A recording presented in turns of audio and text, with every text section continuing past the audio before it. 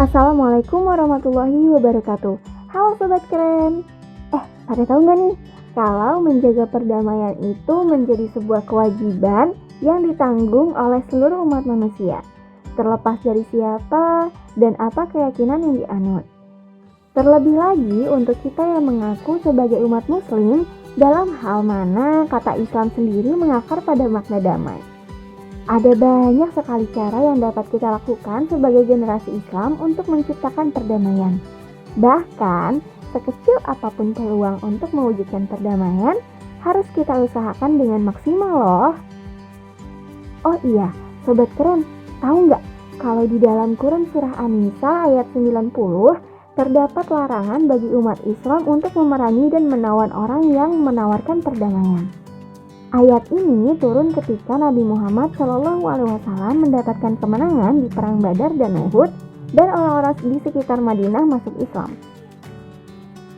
Seseorang dari pihak yang diperangi mendengar bahwa Nabi Muhammad akan mengirimkan pasukan Khalid bin Walid ke kaumnya atau Bani Mudlaj.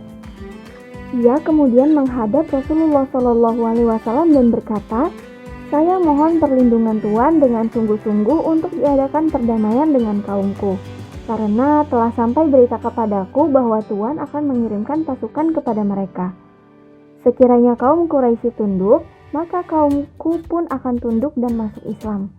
Akan tetapi jika mereka belum tunduk, pasti kaum Quraisy juga akan menyerang dan mengalahkan kaumku." Kemudian Rasulullah SAW memegang tangan Khalid bin Walid seraya bersabda, "Berangkatlah dengan orang ini dan kerjakan apa yang dikehendakinya."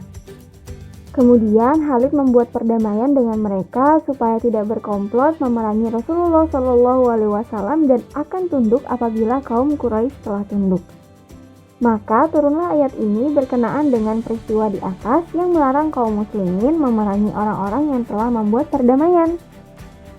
Nah, Sobat Keren, itulah teladan dari Rasulullah SAW dalam menghadapi musuh yang berkehendak untuk berdamai.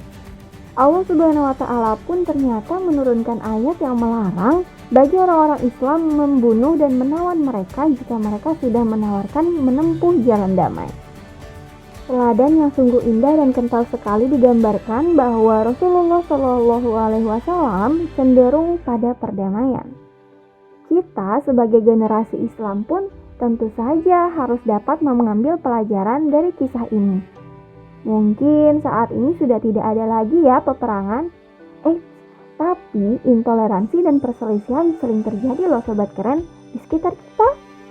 Maka sebagai umat muslim, kita bisa melakukan perubahan dan perbaikan dimulai dari diri sendiri. Apa ya yang harus kita lakukan? Nah, di antaranya jadikanlah Rasulullah SAW sebagai teladan dengan bersikap damai, berlapang dada dengan mereka yang tidak sepaham dengan kita, maafkan mereka yang pernah berbuat zalim kepada kita. Selain itu, jauhkan diri kita dari segala bentuk dendam, kebencian, dan segala hal yang memicu perpecahan atau bahkan perkelahian. Tempuhlah segala bentuk usaha yang hasil akhirnya adalah perdamaian. Jadi, Sobat Keren, yuk kita menjadi generasi Islam yang menyebarkan perdamaian dalam kehidupan kita.